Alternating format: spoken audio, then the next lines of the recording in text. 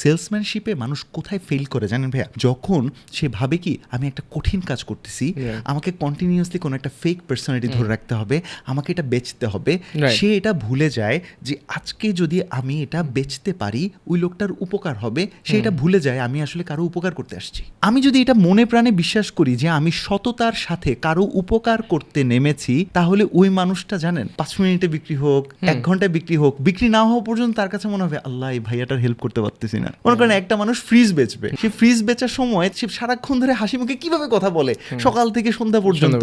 কারণ সে বলতেছে যে আল্লাহ এই ফ্রিজটা যাওয়ার পর এবার তার ছোট বাচ্চাটা যখন বরফটা বের করে মুখে দেবে, এবারে কুরবানিতে যখন গোশতটা বের হবে টানা অনেক দিন তারা খাবে, আল্লাহ এই ফ্যামিলিটা কি জানি আনন্দটা পাবে। আমি কি আপনাকে দেখাতে পারি যে আমাদের এটার ফিচারটা কেমন? He has that enthusiasm. So আমি বলবো আপনি যখন বলতেছেন যে তুমি যখন 1 ঘন্টার একটা এপিসোড দেখে ভাবো যে তোমার কাছে বেঁচে দিবে, ভাবুক না, বিকজ এটা তার উপকার। একটা মানুষের ওয়ে অফ থিঙ্কিং যখন সে পরিবর্তন বলবো না, সঠিক রাস্তায় আনতে পারবে যে হ্যাঁ আমি কিনবো যদি আমার উপকার হয়। আসলে যেটা হয় যে আমার নিজেরও তো ব্যক্তিগত একটা চিন্তা ভাবনা আছে, তো সেটা ইন্টেলিজেন্সে যদি আমার মনে হয় যে এটা আমার জন্য যুক্তিযুক্ত হয় না,